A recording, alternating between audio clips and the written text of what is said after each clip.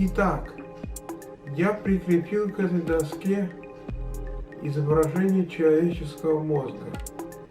Почему я это сделал?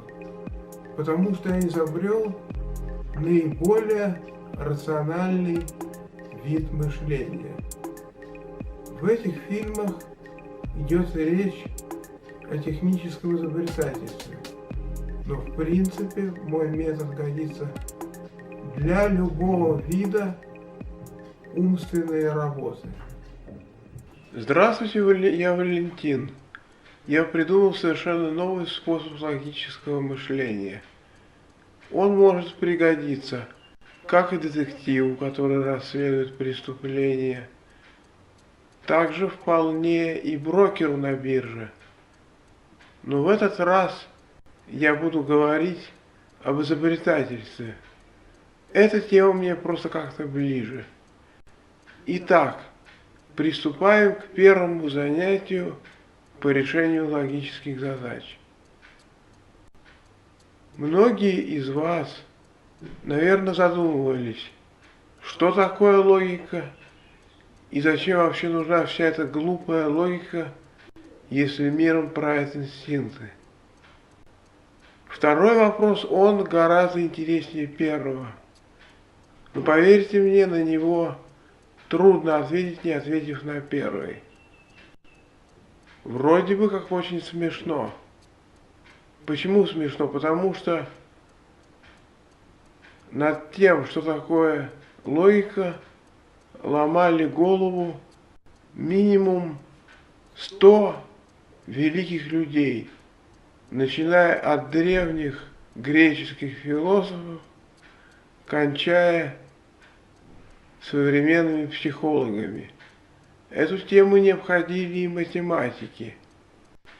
Наверное, единственно правильный ответ на этот вопрос может дать только инженер-электроник, который создает искусственный интеллект.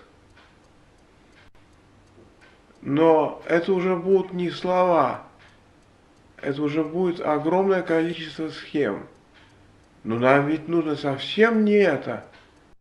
Нам нужна субъективная формулировка, которая поможет нам более рационально мыслить. Итак, допустим, что логика – это любой способ сравнения чего угодно с чем угодно. Покажу на нескольких примерах справедливость своего утверждения, что логика – это сравнение. Допустим, такой пример. Продавец пытается сбыть пылесос покупателю. Продавец говорит покупателю только правду, но не всю. То есть он обманывает покупателя. Это модель пылесоса с очень мощным двигателем. Она мало весит. Ее просто починить. Продавец скрыл только одно. То, что пылесос очень шумный. В результате продавец продал пылесос. О чем же думал продавец, когда обманывал покупателя? Он, конечно же, сравнивал различные модели пылесосов. И главное, их качество. Другой пример. Мальчик хочет купить мороженое. Мороженое стоит $8, у мальчика их нет. Есть также в продаже пачка жвачки, которая стоит $3, но она не такая вкусная. В конце концов, мальчик приходит к решению купить 2 пачки жвачки. Вы видите, и здесь без сравнения не обошлось. Принимая правильное решение, мальчик сравнивал различные цены на различные товары. И, наконец, третий пример. Кто-то решил перемножить числа 6 и 8. Самое интересное, что в этой задаче анализ логического мышления гораздо сложнее, чем в первых двух. Потому что толком никто не знает, что такое числа. Приведу пример. Число 1 – это мой нос. Число 2 – это моя левая ноздря. Число 3 – это моя правая ноздря. Число 4 – это мое ухо. Допустим, я порезал ухо ножом. Случайно, конечно. Мне наклеили пластырь. Ухо остается ухом, но это что-то другое. А нумерация та же самая. Но мы отвлеклись. Я говорил о том, что кто-то решил перемножить числа 6 и 8. При этом он не мог не сравнивать эти числа.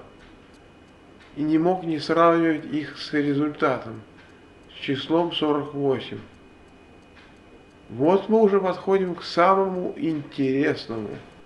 Существует такой стереотип, что в решении логических задач применяется только два метода – количественный и качественный. Первый случай с пылесосом – это качественный метод. Второй и третий пример – это количественный метод. Что такое количественный и качественный метод? Качественный метод – это что-то вроде тусовки карт.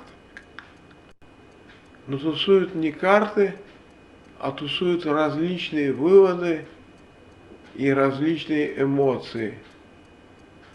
И, если хотите, различные зрительные образы.